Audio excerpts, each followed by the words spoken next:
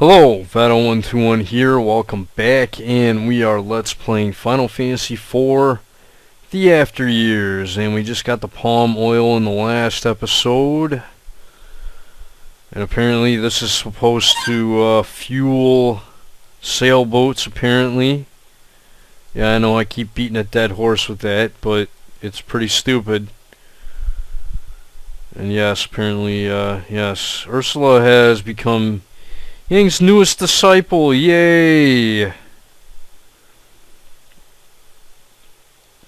Oh, what the hell is she gonna do? What? What do you mean he'll need help refining it? How did they refine it? What do they do? Chop it up into little bits and just throw it in the fucking tank? I mean, how does it work? Do they sprinkle it on the sails? None of this gets explained! Oh, whatever. It works. And we are off to save the wizard. I mean, whatever we're trying to do, I don't know. Oh, no, we're off to see the wizard. Yeah. Or actually, we're not off to see a wizard. We're off to see Cecil.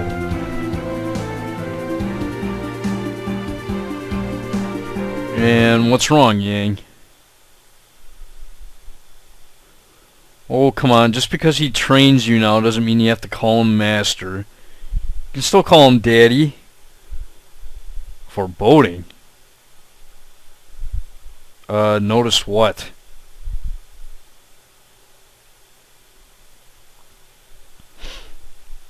Uh-oh. Looks like we're gonna run smack dab into a hurricane.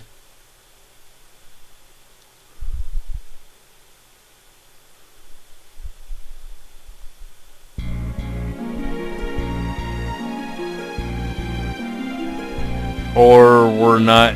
Oh, wait.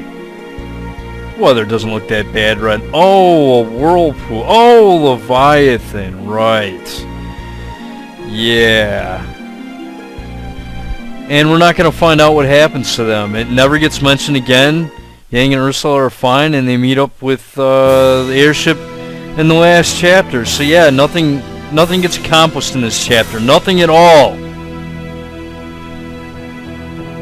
Story-wise, it's a complete waste of time. And now I'm going to show off Yang's challenge dungeon. Alright, we're now going to do Yang's challenge dungeon. And it's pretty straightforward. I'll show you what you can find at the end of it. And I've already gotten up to level 40. So there you go. And yeah, I'm going to be using auto battle throughout this entire challenge dungeon because that's all it really takes. It's just auto battle. Only time I like to use auto battle is situations like this where I have two physical attackers. Otherwise, I hate auto battle in this game. I can't stand auto battle in this game, actually. You know, they could have done it like they did in the DS version of the game. I don't know why they didn't. It would have been nice then, you know, if you could actually set a command or ability to your auto battle to use all the time with a certain character. And yeah, basically this challenge dungeon is just like everywhere in Final Fantasy 13. It's just a big long hallway. And at the end of the hallway you will either find a boss or a chest or both. Kind of like Final Fantasy 13. So I guess the guys that made Final Fantasy 13 must have made this game. Probably the same exact people. Same exact team at Square Enix, I should probably say. No fucking thought whatsoever. And yeah, each one of these chests, as we progress, will give us a better item as we progress. Yeah, we want to take the right path every time. And as we progress, yeah, we'll get better treasure. If you take the left path, you can go through a series of hallways to actually leave this place. I don't want to do that though, because these enemies don't stand a chance. And yeah, we get an ether.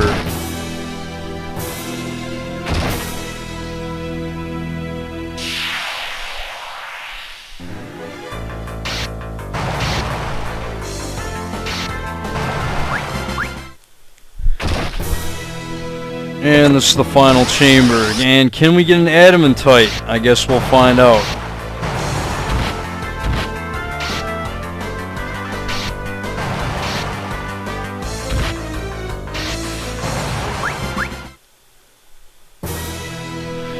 Yes, we got an adamantite.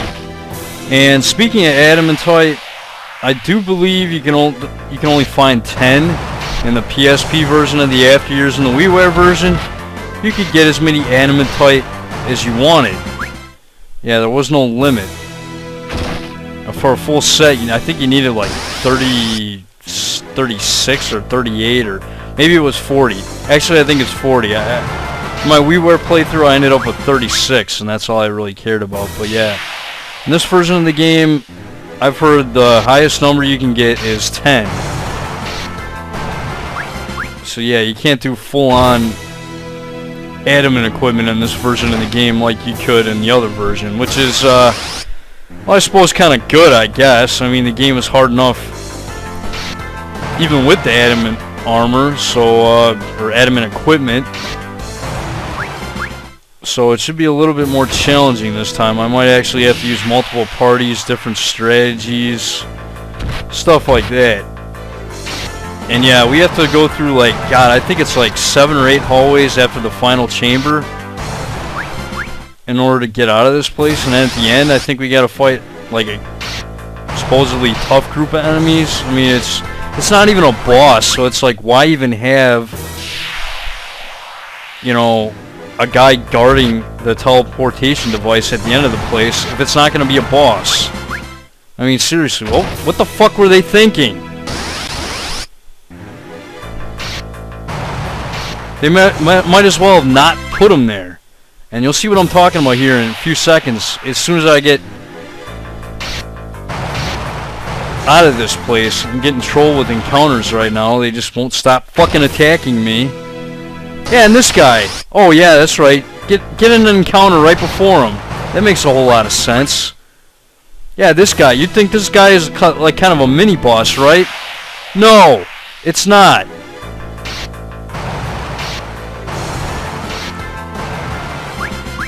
Why even fucking have like a guy guarding this there if it's not gonna be a mini boss?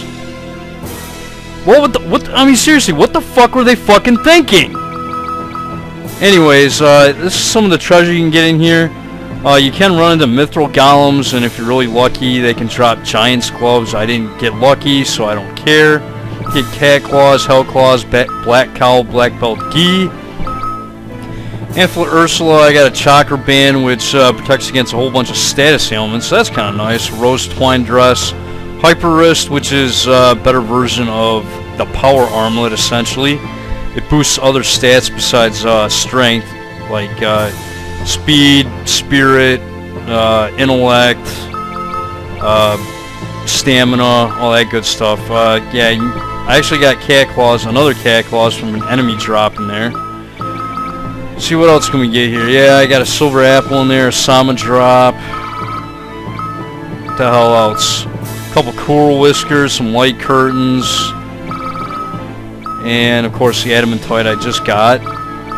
Yeah, I got a Lamia heart from an enemy drop. Who gives a flying fuck? Mithril hammer from an enemy drop. Mithril shield from an enemy drop. And that's pretty much it. That's all there is to this challenge dungeon. Once you get the adamantite and some okay equipment, that's pretty much it. There's really nothing else to say about this challenge dungeon. It's not really annoying. It's just a joke. It really is. I mean, they could have done. I mean, with many of these challenge dungeons, they just could have made them so much better. But whatever. Alright, we are in the impact crater during a, what is it, a new moon, and we can encounter this red dragon or whatever. Might as well show off the new band, Twin Wing Frenzy. Ooh, look at that. He just pile drived his ass. Ooh, holy cow. That looks painful. That definitely looks painful. But we can bring the pain too, and yeah, that's a red dragon. You can only encounter this guy during a new moon. I don't know if you can encounter him anywhere else other than the impact crater here. And you can win a red tail from that guy. If you win a red tail, You can trade that in for, God, what the hell is it? Level Band version 2, which will give you 50% more experience when it's equipped on a character. I do believe if you have multiple ones, the effects do stack. But there you go. That's pretty much it. That is all for Yang's Tale. I cannot freaking stand it anymore. In fact, let me go ahead and save my game so I can freaking get on with this shit. And let's see, what am I going to do here? Oh yeah, I'm going to do this. I'm going to quit the game. Yeah. Come on. There we go. You can do it.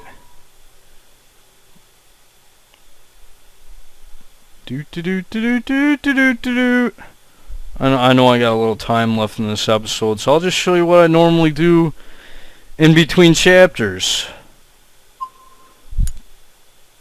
Yeah, you gotta be careful with this game with the save files. You don't want to save over them.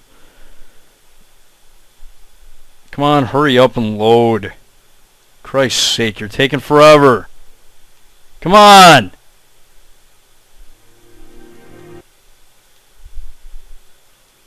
Man, I don't remember it being that slow before, but anyways. Yeah, this is what I usually do.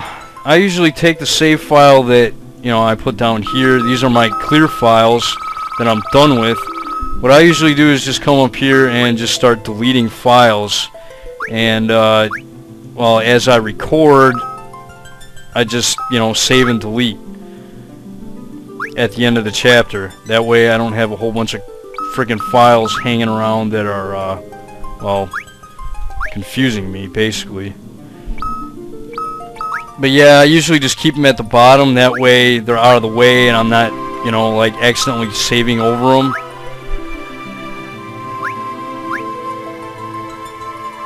I know this is kind of pointless to show you this, but this is what I do. Just so I'm not like saving over crap. And wow, I have a lot of save files on here from this chapter. Jeez. Must have given us a ton of save points. Anyways, yeah, I'll do the rest of this crap later. Cancel. Alright, let's select story here. And let's see. Which one do I want to do next? There should only be 3 left. Now we got Rydia's, Palom's, and Edge's. And Kane's. But yeah, I'm going to do Kane's, obviously, 4th from where I'm at right now. So, yeah, I think I'm actually going to end up doing Rydia's Tale next. It's hopefully a better chapter than the one we just did. The last one was, well, I didn't think it was that bad the first time I played it, but that was an awful chapter. But yeah, Rydia's Tale I remember being pretty good. There's some, I don't know, it's not that bad. I remember Rydia's Tale not being that bad.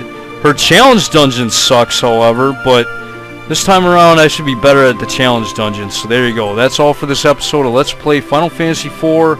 The After Years. This is Veto121. See you next time.